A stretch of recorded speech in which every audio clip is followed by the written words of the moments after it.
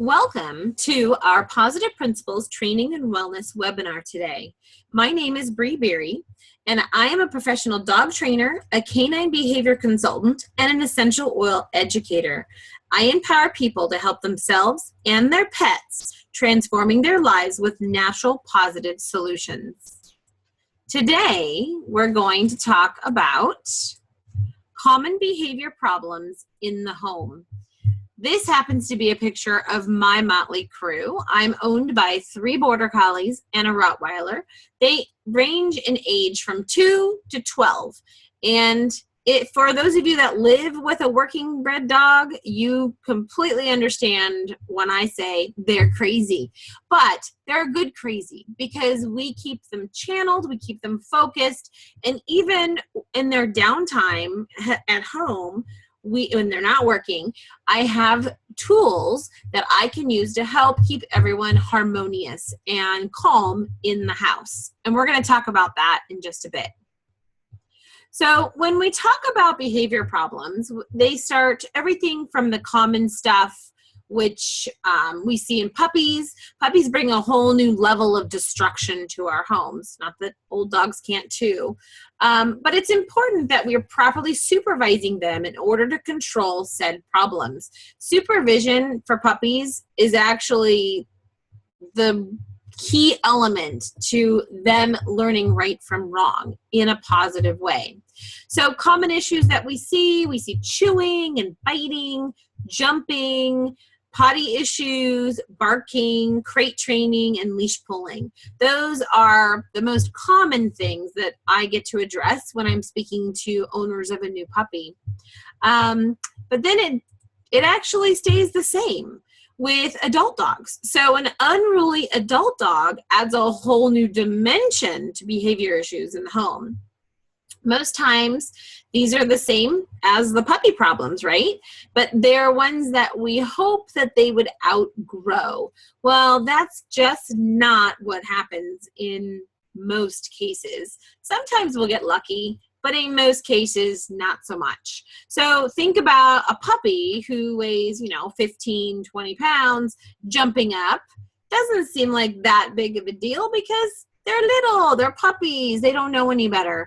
Well, if we don't give them the skill set and the training behind teaching them not to jump up, then when they're 50, 60, 70, 80 pounds jumping up on our house guests, that's a whole new problem, right? So I don't know how many of you have been in those shoes, but it happens a lot, actually. So then we go into other problems. This is when problems become outside of the norm. This we see for resource guarding, maybe dog aggression. I don't know, pick your poison on this one.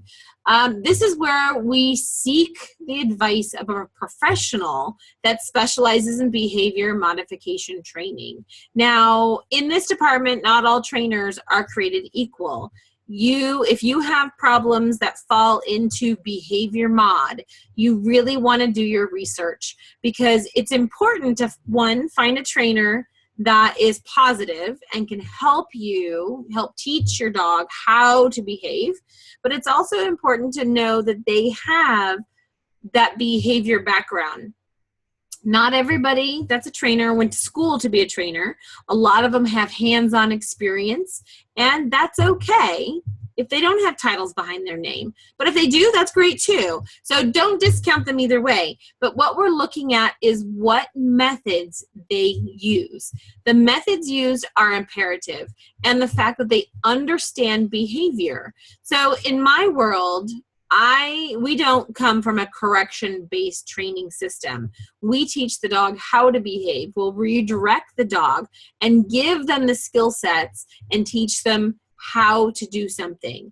If a trainer corrects a dog, we'll say it's dog aggression, or we'll go with dog aggression. So let's say that a dog is aggressive to other dogs and they bark and bare teeth, like air growl and snap and bite towards another dog. If the handler in turn corrects the dog, like a leash correction, when the dog behaves that way, the dog stops. The problem is we're not giving the dog the skill set on how to cope with that situation. So we're basically bottling up the problem. We're telling them you can't act out in any way. And what's going to happen is those emotions are still there. The dog still doesn't know how to deal with it. And now they fear a correction, right? So if they fear a correction, the growling goes away. Well, what's going to happen one day, may not happen, right away, but down the road, as the dog becomes more and more fearful, more and more pent up with their emotions, they're going to just lash out. And unfortunately, that's when we see dog bites occur, where it's out of the blue, there was no warning, that sort of thing. So a lot of times there is a warning, there is signs, but us learning to read them is super important. And the next slide will actually talk about that. So again, just to recap, positive methods are imperative. Correction-based training is not necessary and is not recommended. And we want to teach our dogs how to actually behave in those scenarios. So what do you see? When reading your dog, you will then know what's going to happen before it does. So by knowing your dog, you have that. By reading other dogs, that can be huge. You can then see what the other dog is putting off. Your dog is reading that, and a lot of times the two create the problem, right? It's not just usually one-sided. So if you can read them both, you are ahead of the game of most dog owners. So in this picture, we have some examples of that we can read. So the golden on the left, he is looking very worried. He's laying on the ground, he's looking up, he's got whites of his eyes showing. We call that whale eye sometimes. And he's panting a little bit. He's kind of plastered to the ground, worried. Who knows what he's worried about? But in this scenario, he's worried about something. I would personally redirect my dog. I would actually have calming options going, which we'll talk about in a minute. But again, I would be trying to find what is causing my dog distress in this situation. So the dog in the center, the shepherd, this is a great illustration of the dog yawning. Yawns are actually a great calming tool for them. If you see a dog yawn, shake, like a full body shake, squinting of the eyes, which this picture, his eyes are pretty much closed. So again, this is a calming effect. They're trying to calm themselves. They're trying to calm everybody around them. And then the white shepherd, somebody captured this great picture of this tongue lick. So the tongue lick can be huge like this one, tongue big old fat over the nose, or it could just be sticking out just a little bit, just like licking their lips. And that is also another calming signal. This is the dog trying to cope in the situation, trying to calm themselves, telling the other dog or the person, everything's okay, we got this, we'll be fine. But we as the handlers need to be mindful that our dogs are trying to handle a situation, right? We don't ever want to put them there and not help them out. So a great resource that you can get is a book by Turid Rugos.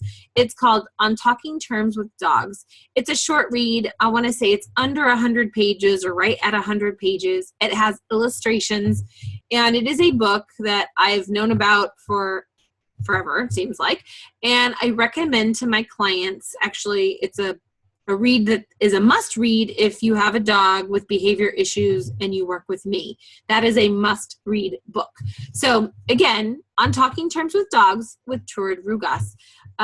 It's got illustrations. It breaks down how to read your dog, which is going to be priceless down the road. So what can you do to help your dog?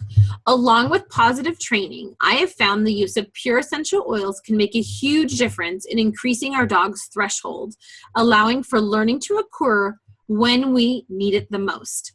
Whether this is for normal problems in the home or severe behavior modification, I always use pure essential oils. I actually have some diffusing right now. Good essential oil options. would be the calming blend, a balance blend, a focus blend, the encouraging blend, or the reassuring blend. These are my top choices when I'm dealing with dogs with behavior issues. I'm huge on self-selecting, so I actually allow the dogs to choose the scent that they like the best. Sounds kind of funny, but it works like a charm.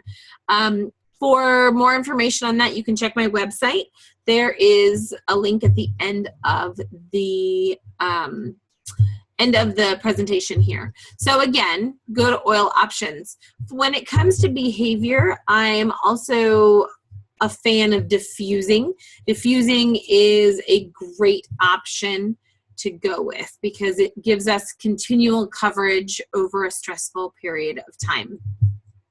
But before we can use essential oils with our pets, we have to acclimate them. It is imperative that we break it down. If we just go to use oils, the dogs, first of all, don't understand what the smelly thing is, whether it smells good or bad. They don't understand. It's just there and they don't understand why. And we want to make sure that we're using it correctly, which we'll talk about in a moment. So to break it down, you can place your bottle near their food bowl for 2 to 3 days. At each meal, you're going to move the bottle closer and closer, just a little bit, until they're eating with the scent right there. You can even you don't have to open the bottle. You can just crack the lid. You could use the lid itself and not even the bottle. You decide what's best for you. The reason we do it with the food bowl is because food is the #1 reinforcer in a dog's life. So therefore, we take the reinforcer, which is food, that they're naturally going to be drawn to, right? And we take the new smell and we pair it with the food. Again, win-win on that one. You can also apply it to yourself first, not them, but on you, so that when you're wearing it, they smell it. The association with you is positive. They smell the scent. They get loving. It's, again, a positive experience. You can also diffuse it in a room. And with that, for example, I have a diffuser in my dog room. Yes, I have a dog room. I'm one of those people. But I take dogs in for training on a regular basis. So by diffusing in my dog room, it calms my dogs, it calms the incoming dog, and it just makes it easier for everybody to have that transition. So I mentioned previously, we let them choose. So self-selection is pretty big on my list. I like to give them 2 or 3 options, and I put them out on the floor, and I let them choose.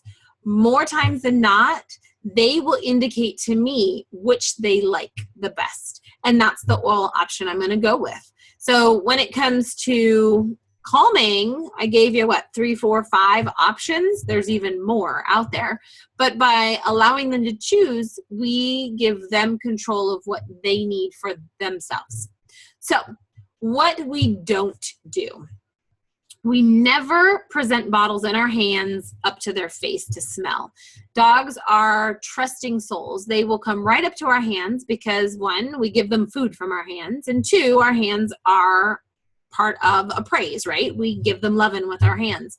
If they come rushing up on our hands and we've got this bottle, it can be overwhelming to the senses. And more dogs will back up, retreat, turn away, and then people automatically think, oh, my dog doesn't like it. Well, it's not that they don't like it. We just shocked the heck out of them. So you have to be very aware of how we introduce oils. We never apply to the head or near the head. This includes putting oils on their collars or their tags. Their sense of smell is 40 times stronger than ours. If we put it on their tags or their collar, they cannot get away from that. So, and this is when we're talking about a topical application. Again, for behavior modification, my #1 choice is diffusing.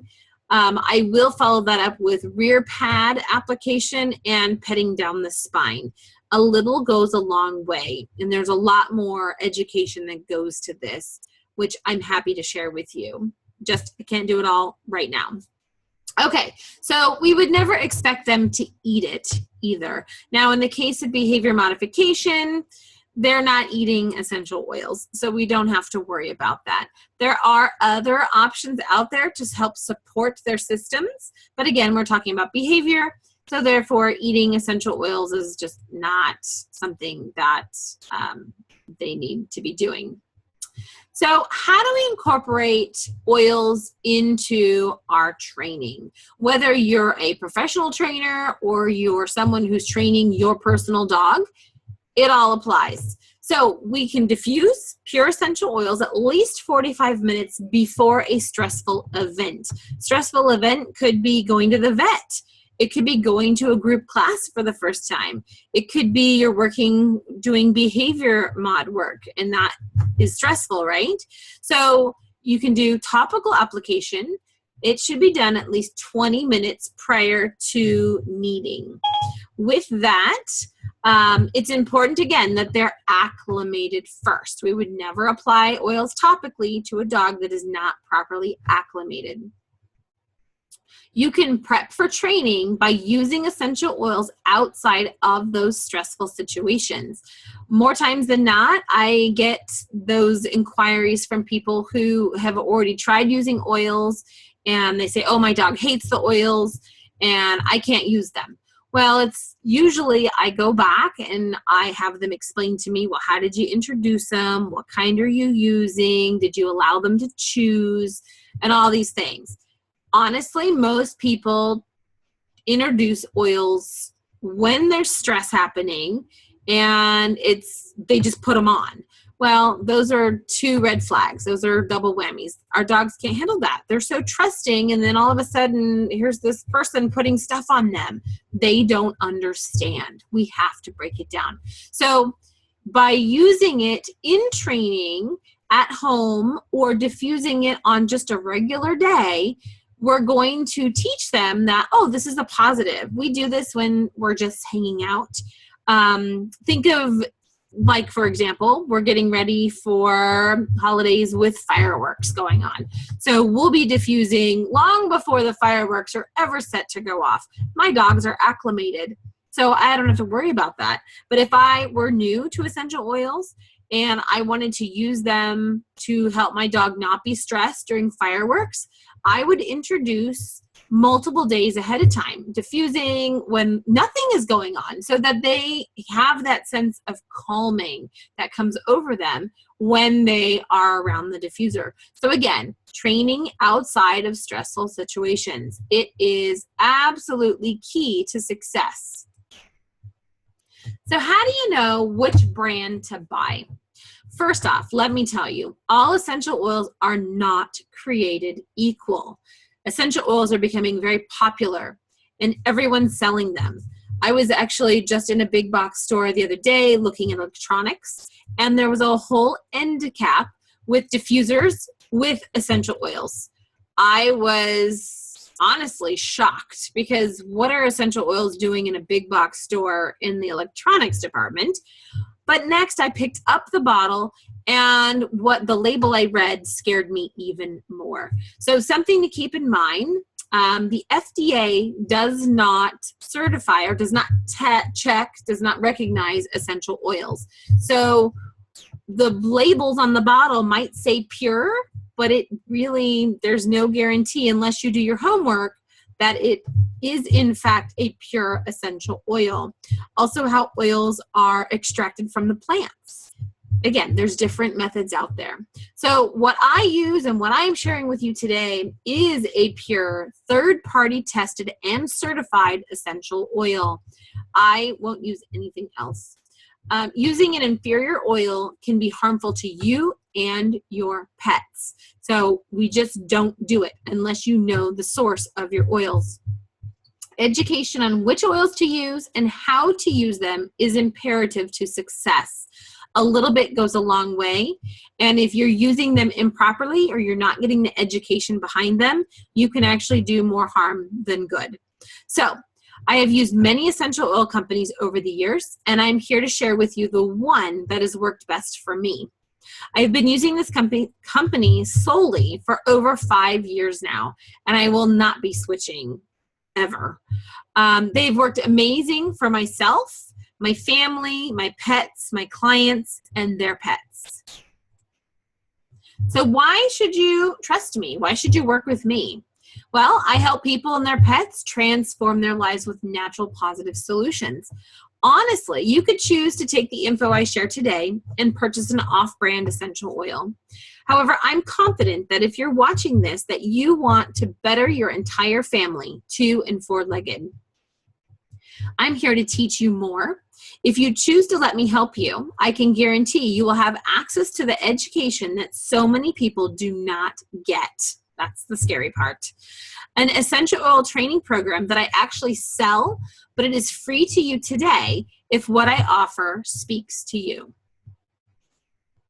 So what's your next step? What do you expect if you decide to work with me? Wholesale account, that'll save you 55% off of your purchases. That's pretty big if you think about it. You break down the cost. You'll get an education on how to use pure essential oils safely for your entire family, 2- and 4-legged. You'll have access to our exclusive Facebook groups and business training if the business side speaks to you. You'll get free access to our Paws for Essential Oils certification training course, which I sell for $149. This will take your essential oil education to the next level. And just for watching this webinar today, when you decide to work with me and place a qualified order, you will get a green air scent tracker for free. This is in addition to my weekly specials I run on my Facebook page. This portable diffuser is great for in the car, on your desk, or sitting on your nightstand. I actually have one running on my desk right now. The options are endless for this little one. It'll actually fit perfectly right in your cup holder in your car. It is awesome. So it's a $40 value, and you would get it just for watching this webinar on top of the other specials that I'm running right now. So again, check out my weekly specials on my Facebook page. That info will be up just in a second, and you'll be able to get this, and all around, it's a win-win situation. So how do you take advantage of all that I have to offer? Head on over to my Facebook page, Pawsitive Principles with Bree. My weekly special is pinned to the top of the page. My offer will actually save you hundreds of dollars and get you going on the right track. Now, are you a professional trainer who also uses essential oils? Time and time again, I get the question from essential oil lovers looking for trainers who can support them with their pets. If you are a professional trainer, I invite you to contact me to be added to our essential oil dog trainer resource list. Our goal is to have a comprehensive list of all positive trainers covering all 50 states that use and support essential oil use with their clients. I hope that you'll join me in helping others who seek what we have to offer. Fill out this form below or contact me via Facebook or email, which the information's on the next page, to be considered for our list. So I want to thank you today for taking the time out of your busy schedule to sit down for this, past 15 minutes and learn a little bit more about behavior in our animals and how we can support them with positive training and essential oil use. Please contact me for our specials and to see how you can change the lives for you and your pets. On Facebook, all you have to do is look up Pawsitive Principles with Bree or go to facebook.com/Pawsitive Principles. You can visit one of my 3 websites or visit all 3 of my websites, PawsitivePrinciples.com, P4EO.com, and BreeBeery.com. Shoot me an email at Bree@PawsitivePrinciples.com or give me a call or text at the number on the screen.